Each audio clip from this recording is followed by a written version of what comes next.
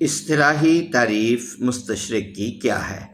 اصطلاحاً مستشرق سے مراد عام طور پر وہ غیر مشرقی عالم لیا جاتا ہے، یعنی وہ بذات خود مشرق سے تعلق نہیں رکھتا، جو مشرقی علوم کے لیے اپنے آپ کو وقف کر دے۔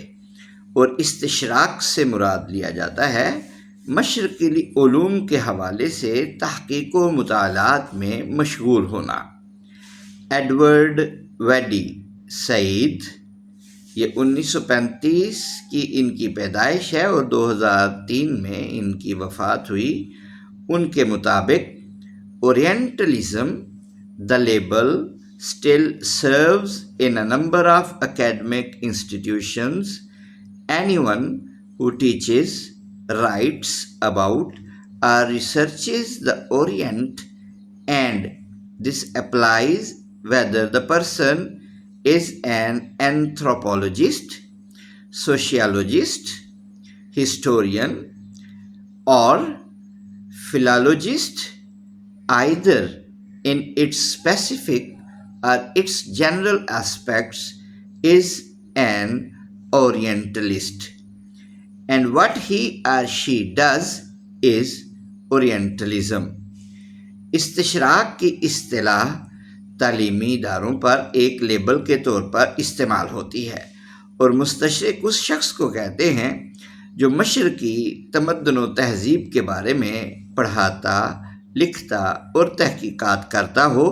یوں یہ لفظ اینتھروپولوجسٹ، سوشیالوجسٹ اور ماہر تاریخ کے لیے بھی بولا جاتا ہے، اور ان لوگوں کی ان مساعی کو استشراق کا نام دیا جاتا ہے۔ یہ جو فلسطینی امریکی مصنف ہیں ایڈورڈ ڈبلیو سعید، یہ امریکہ میں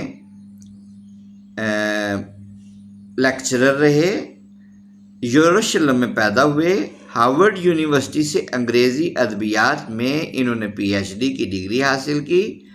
کولمبیا یونیورسٹی میں انگریزی کے پروفیسر رہے۔ استشراق پر اپنی کتاب اورینٹلزم کی بنا پر شہرت رکھتے ہیں۔ یہ کتاب اپنے موضوع پر انتہائی بنیادی کتاب قرار دی جاتی ہے۔ اس میں سعید نے واضح کرنے کی کوشش کی کہ استشراق مغرب کا مشرقی اقوام اور علوم و آداب کا متعصبانہ مطالعہ ہے، بائسڈ اسٹڈی۔ مستشرقین کے استشراقی مطالعات مغرب کے استعماری مقاصد سے مربوط رہے ہیں۔ یہ ایڈورڈ ڈبلیو سعید نے اورینٹلزم کے حوالے سے جو کتاب لکھی ہے اس میں سارا کچھ انہوں نے درج کیا ہے۔